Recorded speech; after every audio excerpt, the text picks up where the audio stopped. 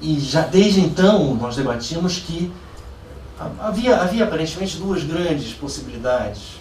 Quer dizer, a indústria brasileira não tinha desenvolvido um espírito animal para disputar e ganhar o mercado mundial, era uma indústria construída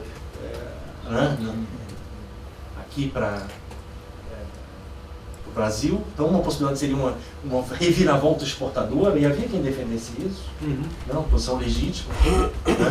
E havia outra hipótese de nós atacarmos o problema do mercado interno atrofiado do Brasil, por causa da nossa história, da nossa distribuição de renda, etc, etc. É claro que as duas alternativas, e ambas estavam presentes no PT, você se lembra, ambas estavam presentes. E a nossa... É claro que não eram excludentes, ninguém dizia não exportar ou não fazer mercado interno, não são excludentes, mas havia diferenças de ênfase, as duas grandes diretrizes.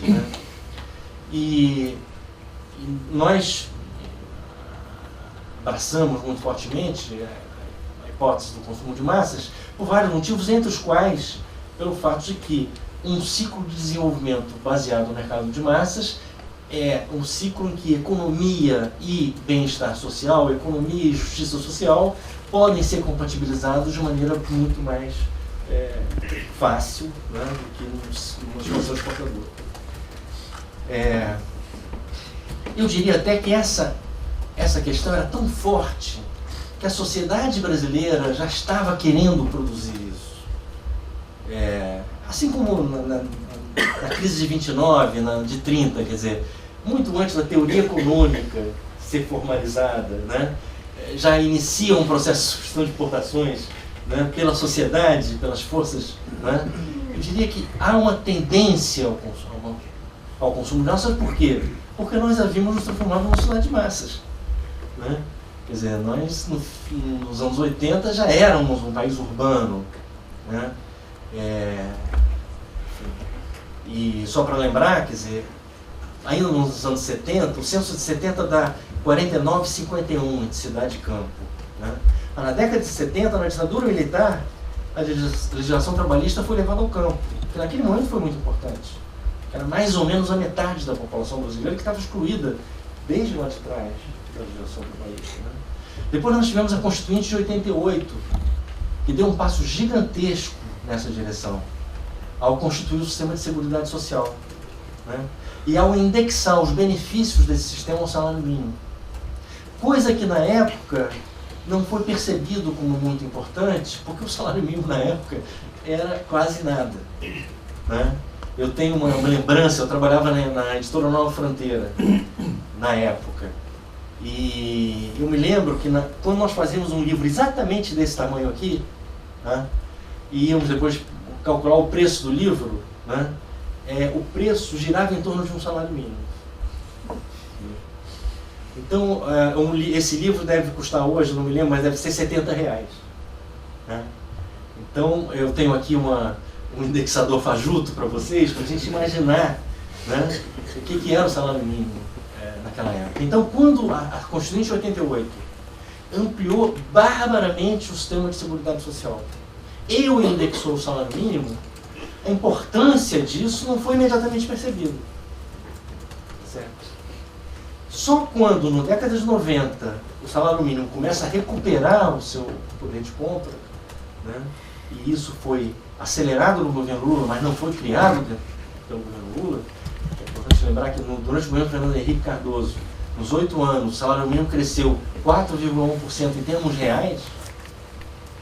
O cara está me olhando aqui com uma cara de mal. O que é um bom aumento para deixar ele mais com cara de mal. Depois do governo Lula foi 6,2%. Você projetar em 16 anos, e é um crescimento cumulativo, é um crescimento real, cumulativo, você realmente tira ele desse patamar de R$70, e leva para um patamar absolutamente novo, um crescimento realmente espetacular. Isso, repito, o governo Lula teve méritos nisso, mas a origem, a importância disso está na Constituinte de 88. Porque muito pouca gente ganha salário mínimo na indústria. Quer dizer, ele indexa algum salário, mas realmente onde ele é importante, nas aposentadorias indexadas ao salário mínimo, né? E todos os benefícios previdenciários, que tem uma capilaridade, uma expressão territorial no Brasil, que é impressionante. Quer dizer, basta lembrar que, a partir desse movimento, a partir da criação do sistema de seguridade e desse movimento de valorização do salário mínimo, os velhos passaram a ser os arrimos de família. Deixaram de ser o peso das famílias pobres e passaram a ser, né, os mantenedores das famílias pobres.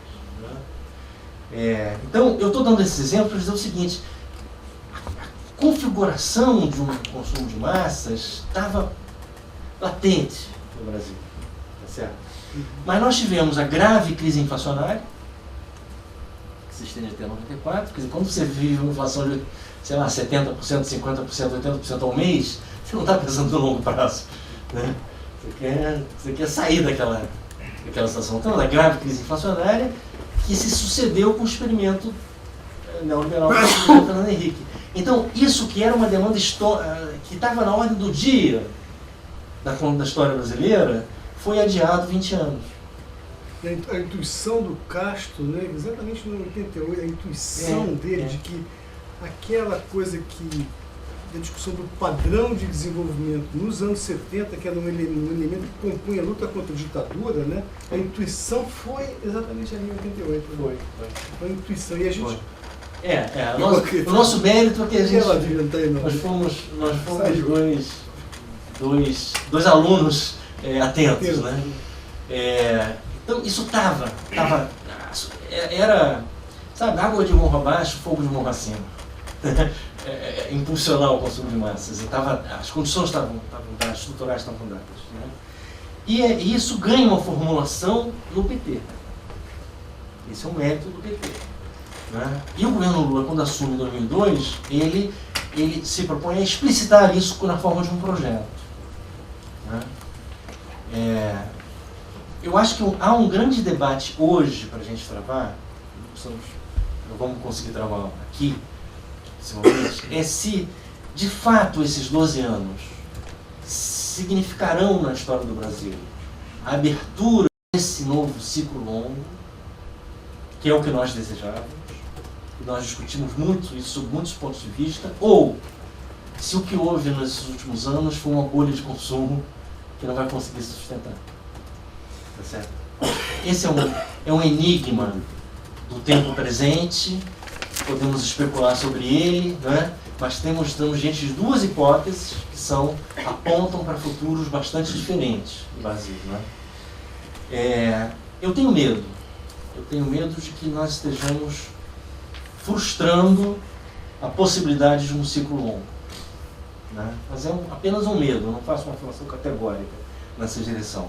Neste momento, né, nós temos um PIB estagnado. E a bem da verdade, até onde eu posso enxergar, nós não sabemos bem como retomar o crescimento. Esse é um primeiro problema. O investimento privado está travado, o investimento público continua em patamares muito baixos, e não há sinal de que ele possa se elevar. Né? E o estímulo à demanda, a meu ver, se esgotou enquanto alavanca de crescimento, pelo menos na conjuntura atual. Porque o que acontece hoje é que você estimula a demanda e esse estímulo vaza para o exterior na forma de aumento de importações. O sistema produtivo brasileiro não é capaz de capturar esse estímulo. Né? Então você tem um problema aí, quer dizer, como retomar o crescimento sem o qual, né, em casa que falta pão, todo mundo chora e ninguém tem razão. Quer dizer, se você não crescer, o processo distributivo se torna muito mais competitivo. Né? Tende a ser um jogo de soma zero. Enquanto numa economia que cresce, você pode compatibilizar a distribuição, né, num jogo de soma positiva. Né? Então nós temos um grave problema aí que, a meu ver, eu não tenho clareza de como ele vai ser solucionado.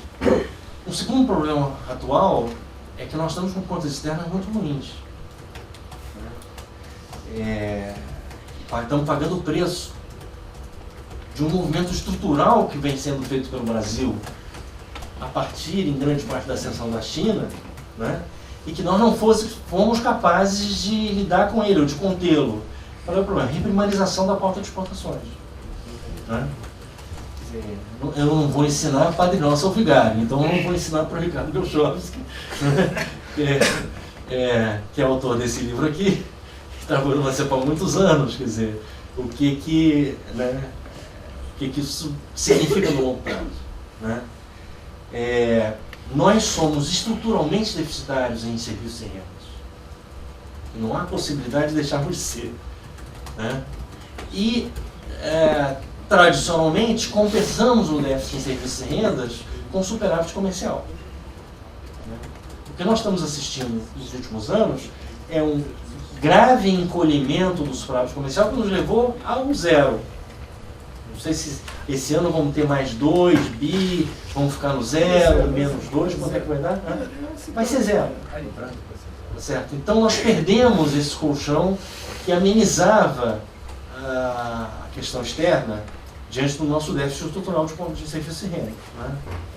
Né? E as reservas brasileiras, pessoal, não são reservas muito confiáveis, porque elas não foram construídas com saldos em conta corrente, ao contrário das reservas chinesas, que são da China. Né?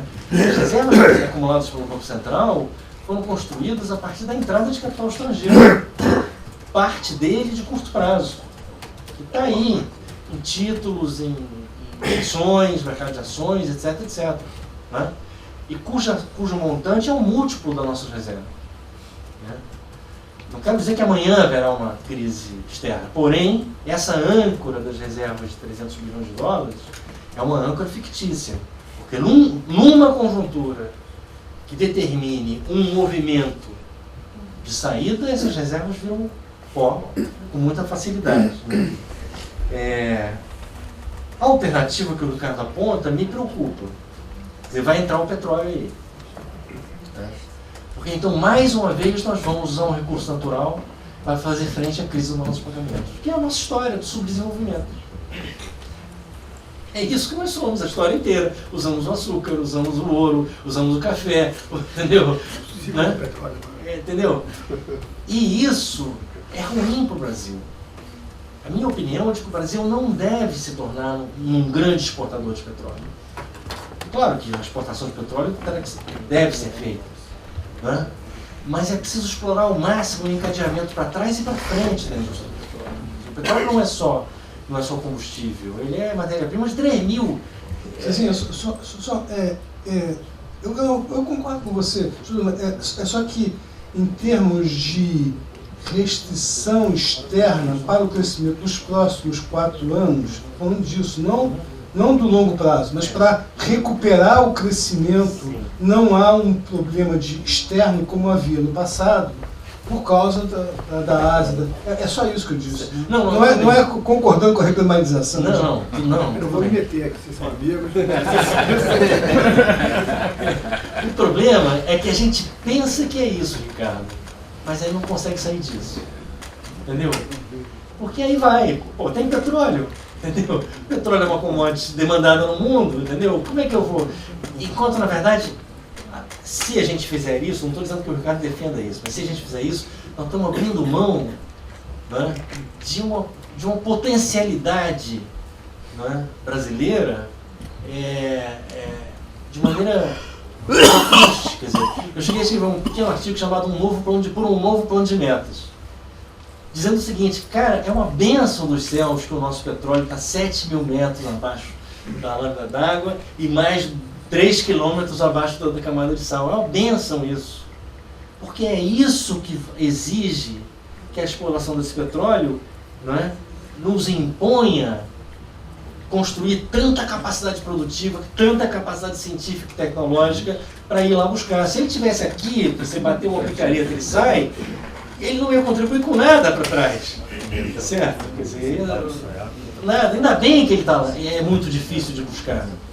Porque isso nos desafia. Tá certo? Isso nos dá um norte potencialmente de um novo plano de metas, como foi o título desse artigo. Quer dizer, nos dá um norte de repensar não só a base industrial brasileira, que é a cadeia gigantesca na área do petróleo, submarina gigantesca, como até o sistema educacional.